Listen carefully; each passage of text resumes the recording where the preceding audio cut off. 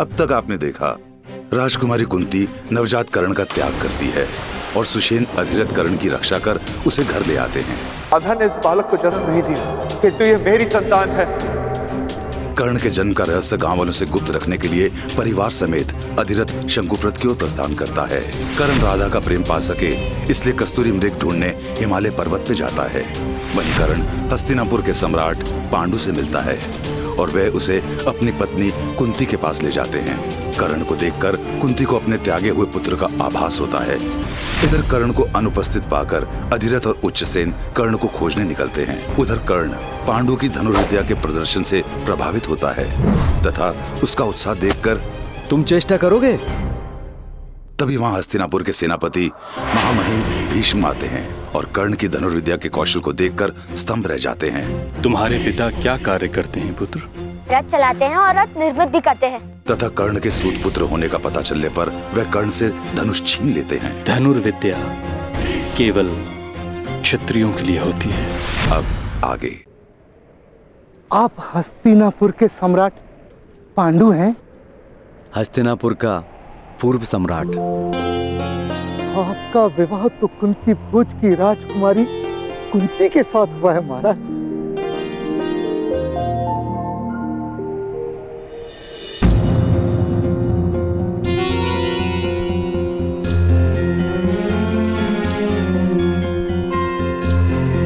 आपके विवाह के समय मैं कुंती भोज नगर नहीं था, अपना दिव्य रथ लेकर आया था मैं यहाँ।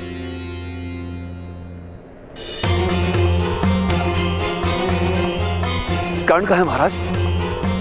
चिंता ना करें महोदय, वो मेरी पत्नी कुंती के साथ कस्तूरी मृग लाने गया है। हम कर्ण को ढूंढने जाते हैं महाराज। भ्राताश्री शीघ्र कीजिए। उस पर कोई संकट नहीं आएगा, आप निश्चिंत रहिए। मेरा पुत्र संकट से दूर रह ही नहीं पाता महाराज। कहीं उसके कारण महारानी कुंती पर कोई संकट ना आ जाए। भ्राताश्री शीघ्र कीजिए।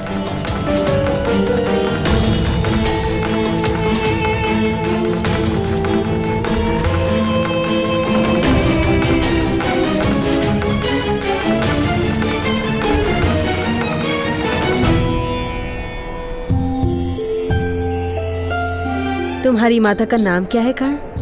राधा। और मेरा एक अनुज है शूल, वो मुझसे एक प्रहर से भी छोटा है। अच्छा, एक प्रहर से भी छोटा है?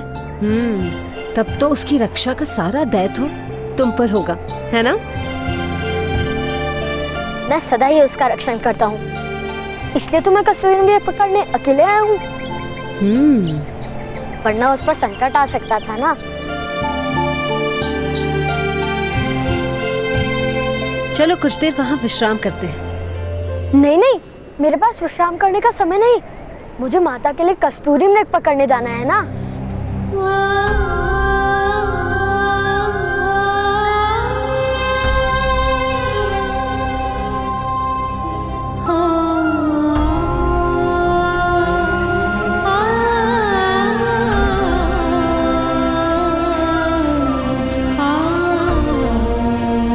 अरे,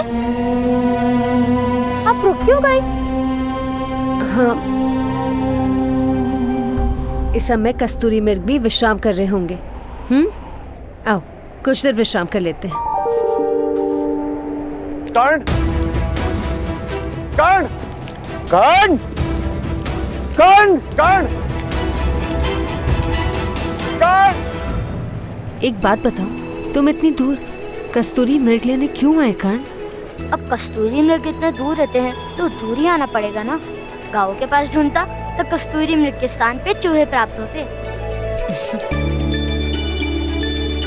चूहे? हमारे घर में बहुत चूहे आते हैं। चूहे के नाभि से कस्तूरी क्यों नहीं निकलती? आ जाओ, आओ। क्योंकि ईश्वर ने कस्तूरी केवल एक ही मृग को दिया है। किंतु आपके ताऊश्री कहते हैं कि धनुर्विद्या केवल क्षत्रियों को ही दी है ईश्वर ने। हाँ, ऐसा शास्त्र में कहते हैं। तुझे और मृग के रंग और आकार में भेद है, किंतु मेरे और उनके रंग और आकार में भेद नहीं।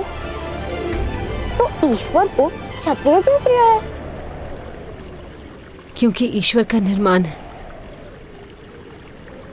समाज का नियम है। समाज? समाज क्या होता है?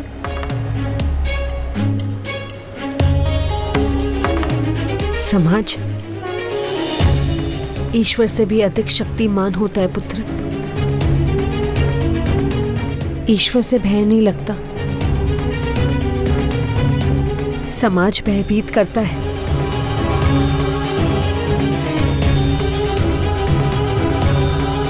अब निद्रा करो। अच्छा, तुम्हें तुम्हारी माता के बिना निद्रा आएगी?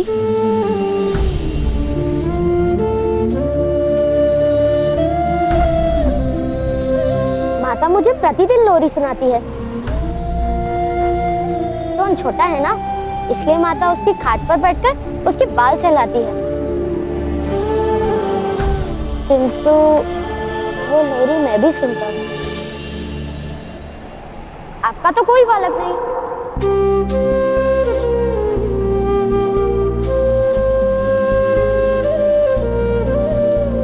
आपको तो लोरी नहीं आती होगी। लोरी अपने बालपन में मैंने भी अपने माता के मुख से सुनी है कर्ण। सुमधुर है? यदि सुमधुर नहीं है तो मत सुनाना। मुझे प्रिय थी। तुम आंखें बंद करो, मैं सुनाती हूँ।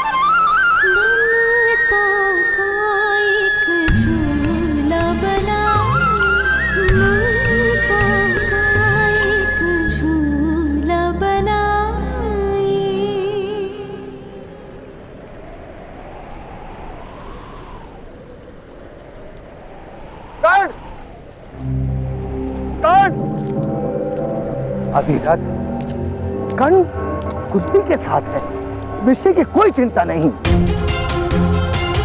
माताश्री महारानी कुंती के साथ है, यही चिंता का विषय है। कहीं कर्ण के कारण उन्हें कोई हानि ना हो।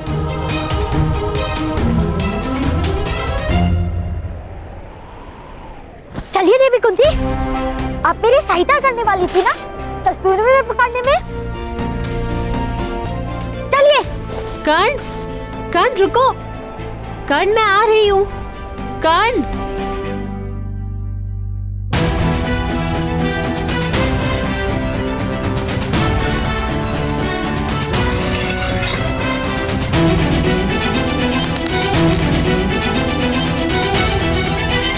कर्ण।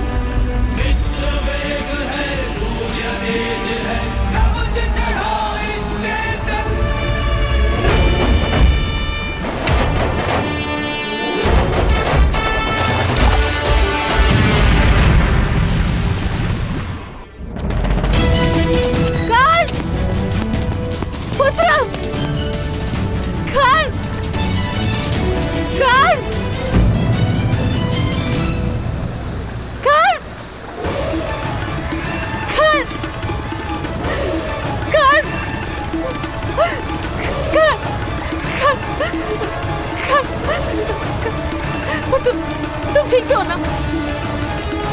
कोई काम तो नहीं है, कोई पीड़ा तो नहीं है ना तुम? पुत्र, कितने भयभीत क्यों हो पुत्र? मौन क्यों हो पुत्र? क्या हुआ? मैं पर्वत से गिरने वाला था और क्या हुआ? हाँ?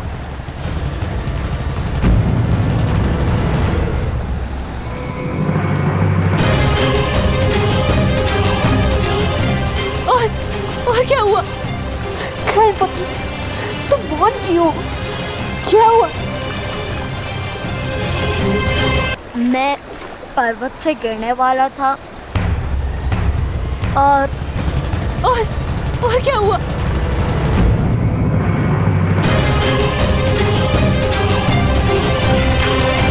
खैर पुत्र, तुम मौन क्यों?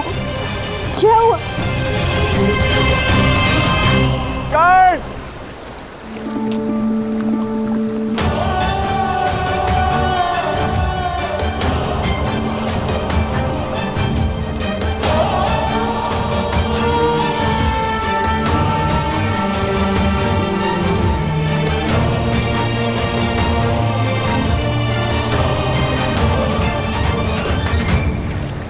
ईश्वर की कृपा कि तुम ठीक हो।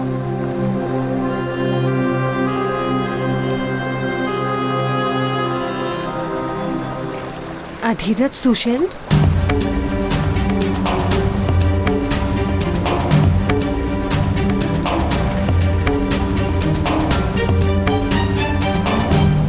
आप मेरे पिता के सारथी थे ना? जी महारानी, ये कर्ण है, मेरा पुत्र।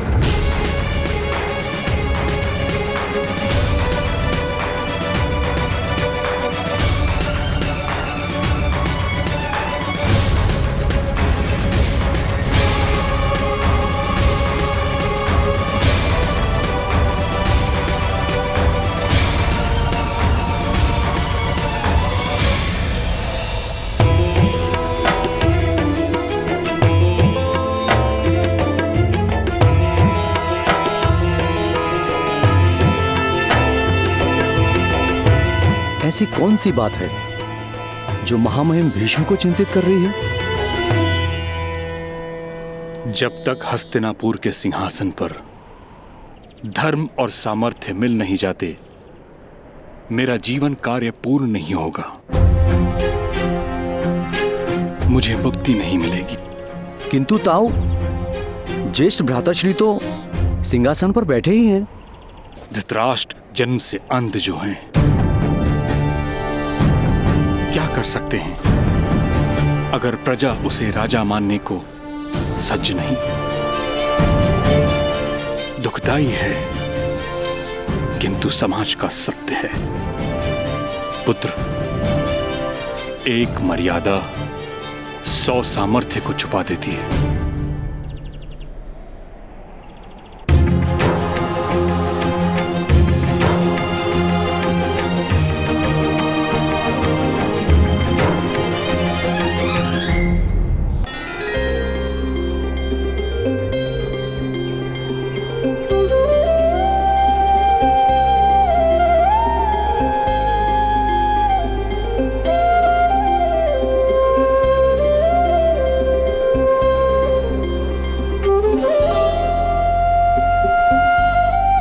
अधीरथ महोदय, कुछ क्षण कर्ण को विश्राम कर लेने दीजिए।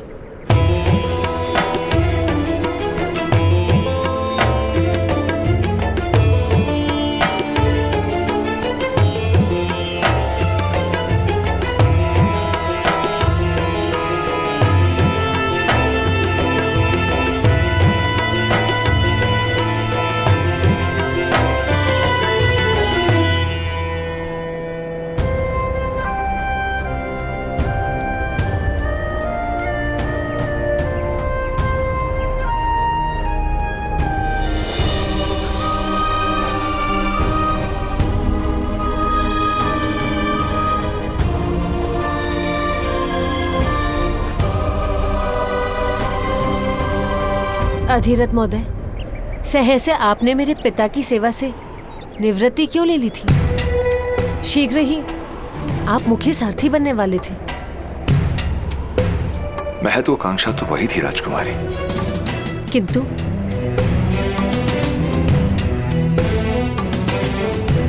कर्ण का रक्षण केवल हिमालय की जड़ी बूटियों और दिव्य औषधियों से ही संभव था। राजकुमारी, मनुष्य मानता है कि जीवन का मार्ग सदा के लिए सीधा और सरल चलता रहेगा, किंतु एक घटना उस मार्ग को सदा के लिए मोड़ देती है।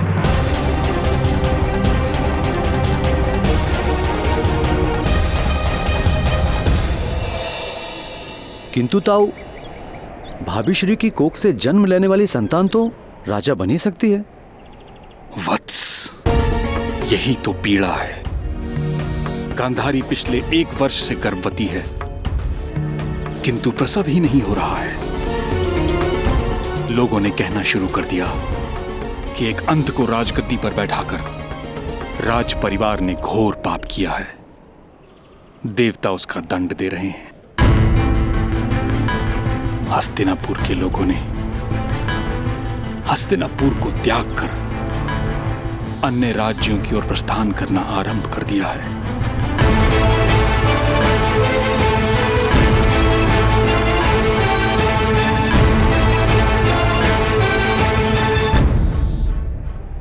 वत्स, बुद्धिमान व्यक्ति वही है जो ईश्वर की इच्छानुकूल कार्य करे। ईश्वर की इच्छा शायद यही है कि कुंती का पुत्र हस्तिनापुर का सम्राट बने।